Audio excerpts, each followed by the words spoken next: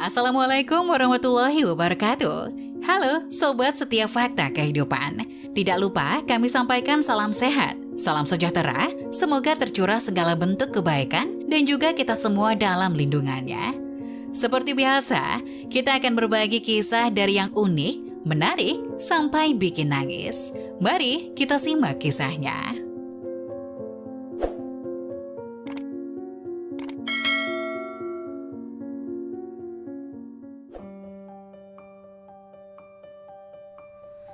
Ayah kaya memperhatikan anak perempuannya sering tinggal bersama pengemudinya di mobil selama berjam-jam dan mencurigakan.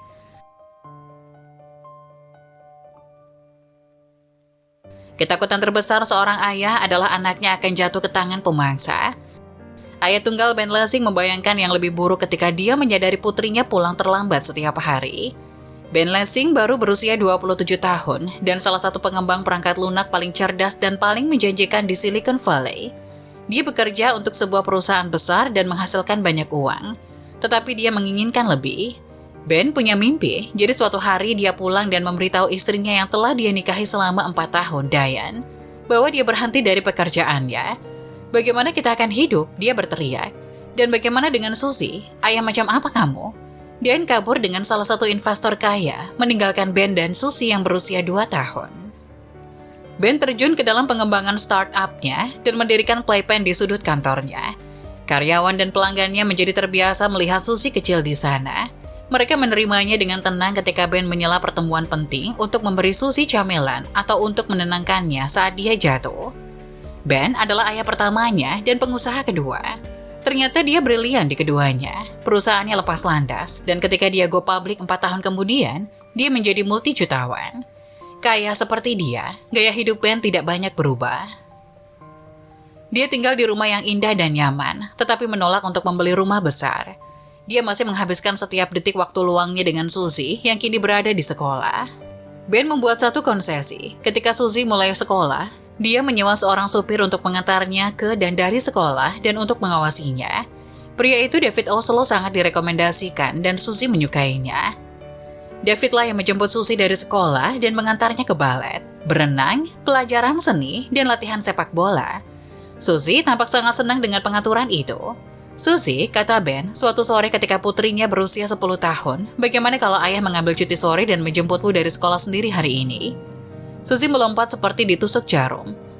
Dengar ayah, itu tidak akan berhasil untukku. Ada banyak hal yang harus kulakukan. David bisa menjemputku, oke? Kamu lebih suka David menjemputmu?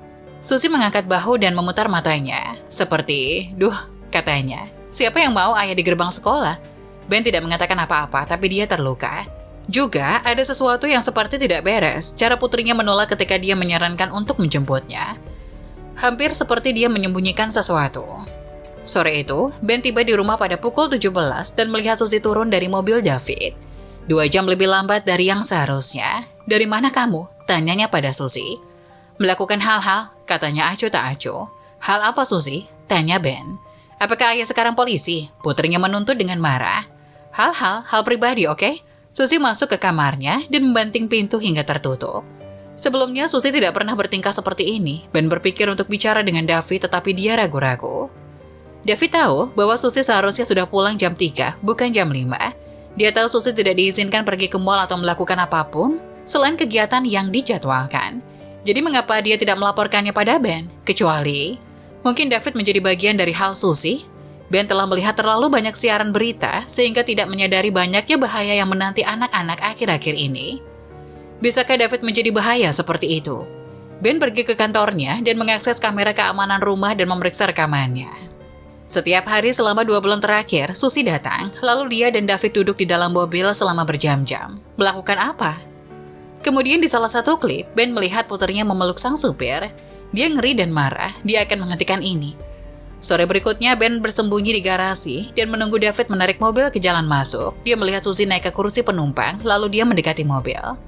Dia meraih pegangan dan membuka pintu. Susie dan David duduk berdampingan, dan sopirnya memegang buku pelajaran matematika di pangkuannya. Sementara Susie mencatat. Apa yang terjadi di sini? Ben berteriak. Susie mulai menangis begitu melihatnya. Dia mendorong melewati ayahnya dan berlari ke dalam rumah. David keluar dari mobil. Maaf Pak, jangan marah pada Susi. Jelaskan dirimu, kata Ben mengepalkan tangannya. 2 bulan lalu saya menjemput Susi dari sekolah, dia menangis.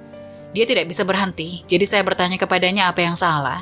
Dia bilang bahwa dia gagal dalam ujian matematika.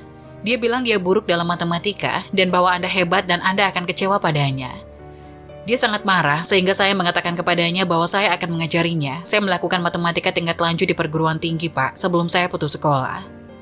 Susi memuja Anda Pak, kata pengemudi itu.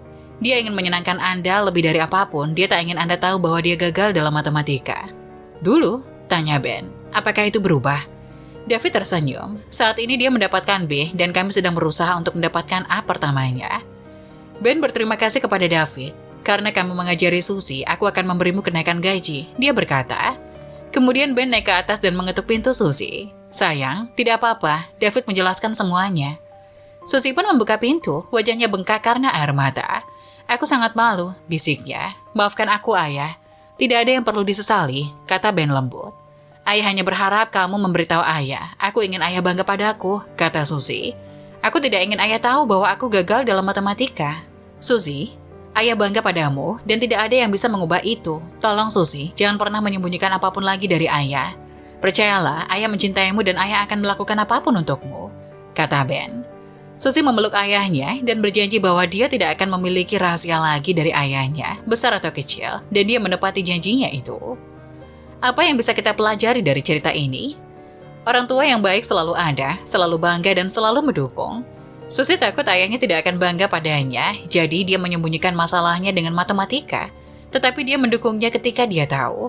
Berhati-hatilah dengan jadwal anak Anda dan dengan siapa dia menghabiskan waktunya. Lebih baik waspada dan berhati-hatilah untuk menjaga anak Anda tetap aman.